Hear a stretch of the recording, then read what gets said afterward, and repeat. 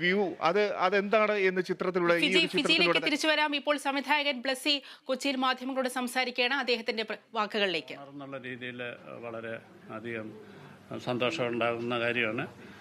പ്രത്യേകിച്ച് 9ഓളം അവാർഡുകൾ ലഭിക്കുന്നു.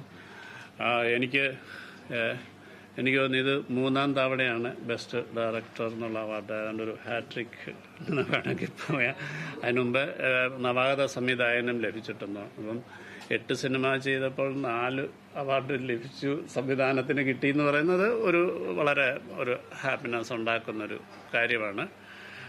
പിന്നെ ചില കാര്യങ്ങളെ നമുക്ക് അതിശയിപ്പിക്കുന്നുണ്ട്.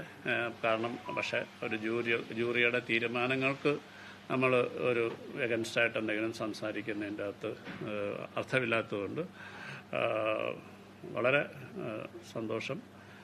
പ്രത്യേകിച്ച് മേജർ അവാർഡുകൾ ഒക്കെ ആടുജീവിതത്തിന് ഉണ്ട് എന്നറിയുന്നത് ബെസ്റ്റ് ആക്ടർ, ഒപ്പം തന്നെ ബെസ്റ്റ് ക്യാമറ, ഓഡിയോഗ്രാഫി, അപ്പോൾ അങ്ങനെ ഒരു major sections and adopted script, almost ഏറ്റവും കുറേ നല്ല രഞ്ജിതമ്പാടി. പിന്നെ ഏറ്റവും സന്തോഷം തരുന്നത് എനിക്ക് തോന്നുന്നു ഗോകുലിന് പിന്നെ ഒരു സ്പെഷ്യൽ ജൂറി അവാർഡ് ലഭിച്ചു എന്ന് പറയുന്നത് നമുക്കറിയാം. അതിന് ഒരു മേജർ അവാർഡിലേക്ക് ചിലപ്പം മറ്റു കോമ്പറ്റീഷൻ ഉള്ളതുകൊണ്ട് പോകാൻ സാധ്യതയില്ലാത്തതാണ്. പക്ഷെങ്കിൽ വളരെ ഔട്ട്സ്റ്റാൻഡിംഗ് ആയിട്ട് പെർഫോം ചെയ്ത ഗോകുലിനെ കൺസിഡർ ചെയ്തതാണ് എനിക്ക് ഈ അവാർഡുകളിൽ ഏറ്റവും മനോഹരമായിട്ടും സന്തോഷം ഉണ്ടാക്കിയായിട്ടും തോന്നിയിട്ടുള്ളത്.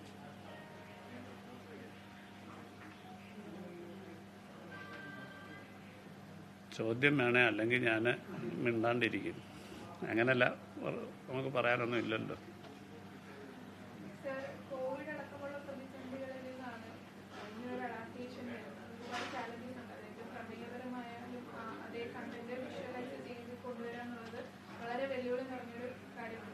ഇത്രയും അവാർഡുകൾ, ഇത്രയും പുരസ്കാരങ്ങൾ കിട്ടുമ്പോൾ ആ വെല്ലുവിളി ഒരു ലക്ഷ്യത്തിലേക്ക് എത്തിയെന്ന് അത് ഏറ്റവും ലക്ഷ്യത്തിലെത്തുന്നതെന്ന് പറഞ്ഞാൽ, ഒരു സിനിമയ്ക്ക് വേണ്ടി സമീപിക്കുമ്പോൾ ഒരിക്കലും ഒരു അവാർഡല്ല നമ്മുടെ മനസ്സിലുണ്ടാകുന്നത്. ഇത് പ്രേക്ഷകനോട് എത്രത്തോളം ശക്തമായി കമ്മ്യൂണിക്കേറ്റ് ചെയ്യാൻ പറ്റുന്നതായിരിക്കണം സിനിമ. പ്രത്യേകിച്ച് ഇതിൻ്റെ ഏറ്റവും വലിയ ചലഞ്ച് എന്ന് പറഞ്ഞാൽ മലയാളികൾ മാത്രമല്ല ഏറെ വായിക്കപ്പെട്ടിട്ടുള്ള ഒരു കഥ, അതിൻ്റെ ഒരു അഡോപ്റ്റഡ് സ്ക്രിപ്റ്റിൽ നിന്ന് എനിക്ക് കിട്ടുന്നു എന്ന് പറയുന്നത് റിയലി എനിക്ക് സന്തോഷമാണ്. എന്ന് വെച്ചാൽ ഞാൻ ഈ സിനിമയുടെ മേക്കിങ്ങിൽ ഏറ്റവും ഞാൻ മാത്രമായിട്ടിരുന്ന്, ബാക്കി എൻ്റെ കൂടെ ഫുൾ ഒരു 100 ചില്ലാനം ക്രൂസിൻ്റെ ഓടൊപ്പമാണ് ഞാൻ ഈ സ്ട്രഗിളെല്ലാം. ഞാൻ തന്നെ ഏറ്റവും സ്ട്രഗിൾ ചെയ്തിട്ടുള്ളൊരു ചില സമയം എന്ന് പറഞ്ഞാൽ, ഇത് എങ്ങനെ ഇത്രയും 43 അധ്യായത്തിൽ കിടക്കുന്ന നിങ്ങളുടെ ഓരോരുത്തരുടെയും മനസ്സിൽ ഭയങ്കരമായ വിഷ്വലുകൾ തീർത്തിട്ടുള്ള ഈ കഥയെ, പ്രത്യേകിച്ച് അഡോപ്റ്റ് ചെയ്തിട്ടുള്ള ഇതിങ്ങനെ തന്നെ കാണണമെന്ന് ആഗ്രഹിക്കുന്ന ആൾക്കാരുണ്ട്. പക്ഷെ സിനിമയാണ്, ഇത് വേറെയാണ്, തിരക്കഥയും മറ്റു പലതാണ്. അപ്പോൾ അതിനെക്കുറിച്ച് നമ്മളിങ്ങനെ കൂടുതൽ ഡിബേറ്റുകൾ നടക്കുന്നതേ ഉള്ളൂ. എന്ന് വെച്ചാൽ ഒരിക്കലും ഈ ലോകത്തുള്ള ഒരു ക്ലാസിക്കുകളും അതേ രീതിയിൽ ചിത്രീകരിച്ചിട്ടുള്ളത് വിജയമായിട്ടില്ല. അപ്പം ഈ ഡയറക്ടറുടേതായിട്ടുള്ള ഒരു എഴുത്തുകാരൻ്റേതായിട്ടുള്ള ഒരു മാറ്റം സിനിമയ്ക്ക് കൊണ്ടുവരുന്നു, പുതിയ സീക്വൻസുകൾ കൊണ്ടുവരുന്നു. അതൊക്കെ പ്രേക്ഷകർ ഭയങ്കരമായി അംഗീകരിച്ചു. ഇപ്പോൾ ഒരു ജൂറിയും സ്റ്റേറ്റ് അവാർഡും അംഗീകരിച്ചു എന്ന് പറയുന്നത് ഈ തിരക്കഥയ്ക്ക് കിട്ടിയ ഒരു അവാർഡിനെ ഞാൻ ഒരുപാട് മാനിക്കുന്നു.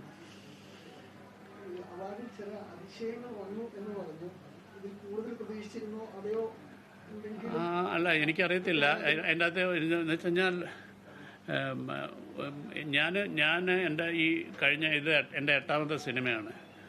ഒരു ഭയങ്കര ഔട്ട്സ്റ്റാൻഡിങ് ആയിട്ടുള്ളൊരു പെർഫോമൻസ് ഞാൻ കണ്ടത് ഇതിൻ്റെ റെക്കോർഡിങ്ങിലാണ്. ഈ സിനിമയുടെ ഈ മ്യൂസിക് പാർട്ട് എന്ന് പറയുന്നത് പല ഭാഷയിലുള്ള പാട്ടുകൾ ചേർത്തിട്ടൊക്കെ വെച്ച് അത് എന്നെ കൺസിഡർ ചെയ്യാതെ പോയത് എന്നെക്കുറിച്ച് ആണ് ഞാൻ എൻ്റെ ഖേദം മുഖ്യമായി ഞാൻ പറഞ്ഞത്. കാരണം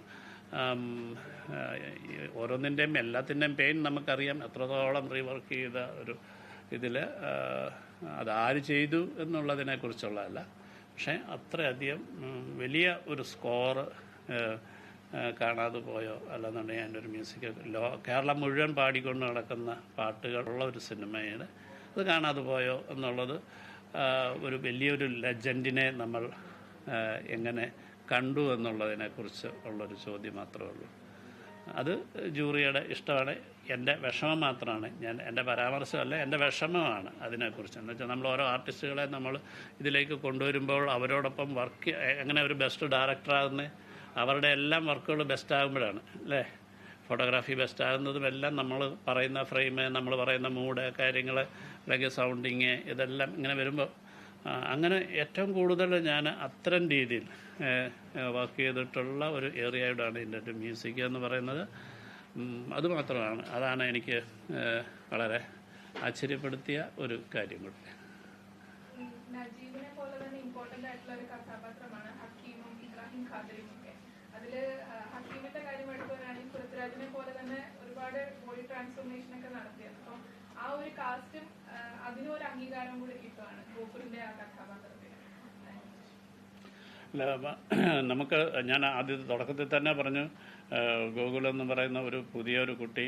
അപ്പോൾ ഇതിൻ്റെ ഒരു പിന്നിൽ ഒരു അഭിനയത്തിനോടൊപ്പം തന്നെ ആ ആൾ കൊടുത്തൊരു ഡെഡിക്കേഷൻ എന്ന് പറയുന്നുണ്ട്. അയാളുടെ ഒരു ജീവിതത്തിൻ്റെ ഒഴുക്ക് തന്നെ മാറിപ്പോകുന്നൊരവസ്ഥ. ഞാൻ ആ കുട്ടിയെ പരിചയപ്പെടുന്ന സമയത്ത് അയാളുടെ ഒരു +2 കഴിഞ്ഞിട്ടുള്ള അടുത്തൊരു ഡിഗ്രി തലത്തിലേക്ക്, അപ്പോൾ ഡിഗ്രിക്ക് ചേർന്നിട്ട് പോലും അത് കംപ്ലീറ്റ് ചെയ്യാൻ പറ്റാതെ ആ ഡിഗ്രി അയക്കില്ല, അയക്കിനും ഡിഗ്രി ഇല്ല, അയാൾ വേറെ ഒരു. അപ്പം ഇത് എനിക്ക് തോന്നുന്നു തന്മാത്രയിലും അങ്ങനെ തന്നെയായിരുന്നു. അർജുൻ തന്മാത്രയിലെ അർജുനും ഇതുപോലെ തന്നെയായിരുന്നു, സ്പെഷ്യൽ ജൂറി അവാർഡ് കിട്ടിയിരുന്നു. അപ്പം ഗോകുല് പൊതുവേ ഒരു മെലിജ ആളായതുകൊണ്ടായിരിക്കാം അവനും ഇതിനപ്പുറമായിട്ട് പട്ടിണി കിടന്നിട്ടുണ്ട്. അവൻ ഭ്രാന്തനായി പോകുന്ന ഒരു ചില അവസ്ഥകൾ കണ്ടിട്ടുണ്ട്. കാരണം ഈ ക്യാരക്ടറിനെ അങ്ങോട്ട് കൊണ്ടുവന്നിട്ട് ഇവൻ്റെ രീതികൾ ഇപ്പോൾ ഒരു ഷെഡ്യൂളിൽ ഞാൻ ഭയങ്കരമായി അവനെ ഈ ഹക്കീമിനെ ഇങ്ങനെ അവനങ്ങ് ഇമാജിൻ ചെയ്തുകൊണ്ട് പോകുകയാണ്. അപ്പം ഞാൻ അതിൽ നിന്ന് ഇറക്കിക്കൊണ്ട് വരുവാണ്. അപ്പം വീട്ടിൽ പോലും അവൻ ബിഹേവ് ചെയ്യുന്നത് വേറെ, അങ്ങനെ ഒരു വലിയൊരു ലൈഫിനെ ഒരു കഥാപാത്രത്തിലേക്ക് എത്തിക്കാനായിട്ടുള്ള ഒരു തുടക്കക്കാരനായതുകൊണ്ടായിരിക്കും വലിയൊരു ശ്രമം നടത്തിയിട്ടുള്ളൊരു കുട്ടിയാണ്. അപ്പോൾ ആ കുട്ടിക്ക് സ്റ്റേറ്റ് ഓണർ ചെയ്യുന്നു എന്ന് പറയുന്നതാണ് അതുകൊണ്ടാണ് ഞാൻ പറഞ്ഞത്, ഈ അവാർഡിൽ ഏറ്റവും ഞാൻ സന്തോഷിക്കുന്നത് ഗോകുലിന്. ഞാനിപ്പം പറയാം, നമ്മുടെ ഒരു വലിയൊരു ഉത്തരവാദിത്വം, ഒരു ഡയറക്ടർ പറഞ്ഞതിൻ്റെ പേരിൽ അയാളുടെ ഭാവി തന്നെ കളഞ്ഞിട്ട്, അയാളുടെ വിദ്യാഭ്യാസം കളഞ്ഞിട്ട് അയാളൊരു സിനിമയ്ക്ക് വേണ്ടി ഇറങ്ങുന്നു. ആ ആൾക്ക് ഒരു വിലയും മതിപ്പും കൊടുക്കാൻ പറ്റുന്നു. അതൊന്നും ആ വിശ്വാസത്തിന് ഞാൻ കൊടുക്കുന്ന വിലയാണ്. അപ്പോൾ അത് ബാക്കിയുള്ളവരൊക്കെ പ്രൊഫഷണലാണ്, ബാക്കിയുള്ളവരെല്ലാം പ്രൊഫഷണലായിട്ട് ആ ജോലി ചെയ്യുന്നു, അതിൽ മികവുണ്ടാക്കുന്നു എന്നുള്ളതാണ്. പക്ഷേ ഇത് തീർത്തും ആ കുട്ടിക്ക് ഗോകുലിന് കിട്ടിയ വലിയ അപ്രിസിയേഷനായിട്ട് തന്നെ കരുതാം. അത് കിട്ടാതിരുന്നെങ്കിൽ ചിലപ്പം ഈ സന്തോഷമൊന്നും ഉണ്ടാവില്ല.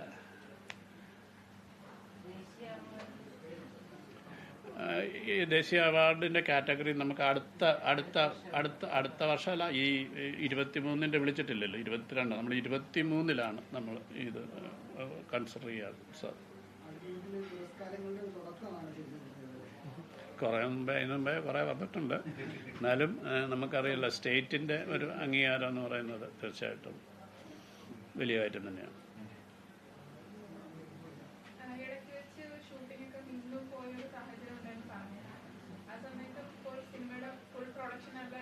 നിർമ്മാണം എന്ന് പറയുന്ന ഒരു പ്രധാന ഘടകമാണ്. ഒരു ഫണ്ട് റൈസ് ചെയ്യുക, അതിന് സഹനിർമ്മാതാക്കളുടെ കൂടെ നിൽക്കുക. ഇപ്പോൾ KG എബ്രഹാമിന്റെ ഒരു സഹകരണം ഈ ഒരു സിനിമയുടെ ഒരു വലിയൊരു ഭാഗം തന്നെ. തീർച്ചയായിട്ടും. അതുകൊണ്ടാണ് നമ്മളിവിടെ ഇരിക്കുന്നത് പോലും. ഒരുപാട് വലിയ ഒരു സപ്പോർട്ടുകൾ നമുക്ക് ഉണ്ടായിട്ടുണ്ട്. കാരണം ഈ സിനിമയുടെ പ്രൊഡക്ഷൻ തന്നെ മാത്രമല്ല, ഇത് വളരെ എപ്പോൾ വേണമെങ്കിലും ഈ സിനിമ ഇതിലുണ്ടാകുന്ന ഒരു കഴിഞ്ഞ 2018 മുതൽ 22 വരെയുള്ള കാലഘട്ടം എന്ന് പറഞ്ഞു കഴിഞ്ഞാൽ ഒരു 4-5 വർഷത്തെ കാലഘട്ടത്തിൽ എന്തെല്ലാം ഇപ്പം ഗോകുല് പഠിത്തം നിർത്തി കഴിഞ്ഞിട്ട് ഈ കുട്ടി ഈ എന്താ പറയുക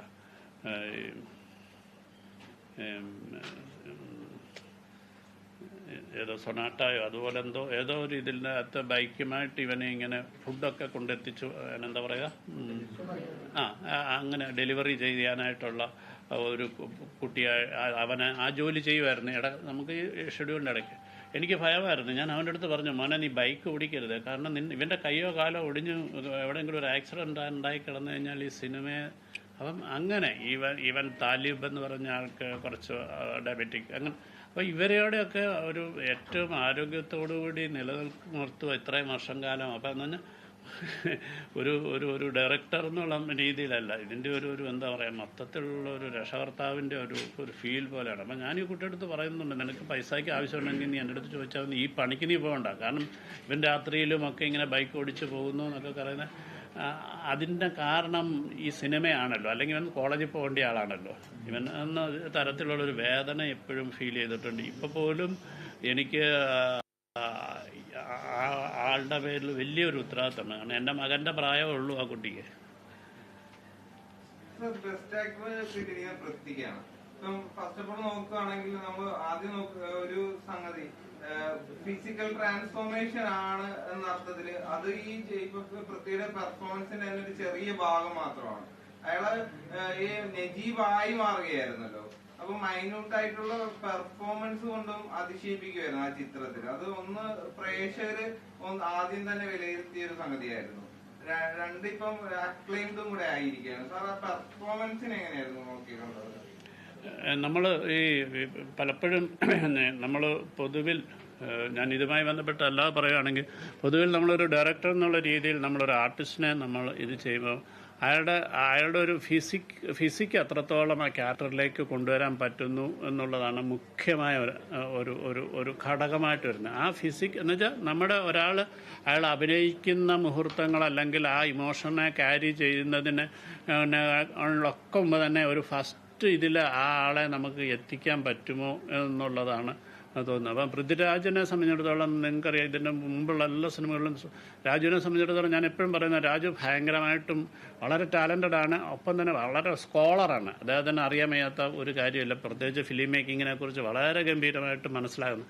അപ്പോൾ ഇതെല്ലാം അയാളുടെ കണ്ണുകളിൽ ഈ കോൺഫിഡൻസ് ഉണ്ട്. ഞാനും രാജുവിൻ്റെ ഒരുപാട് പേര് ആ കാലത്ത് ചോദിച്ചു, രാജു ആണോ ഈ നജീബ് എന്ന് വെച്ചാൽ ഒരു സാധാരണക്കാരൻ്റെ മുഖമില്ലല്ലോ എന്ന് വെച്ച് കഴിഞ്ഞാൽ വളരെ സ്മാർട്ടാണ്, കാര്യങ്ങൾ വളരെ നല്ല ശരീരം കാര്യങ്ങളൊക്കെ വെച്ചിട്ട് എങ്ങനെ രാജുവിനെ.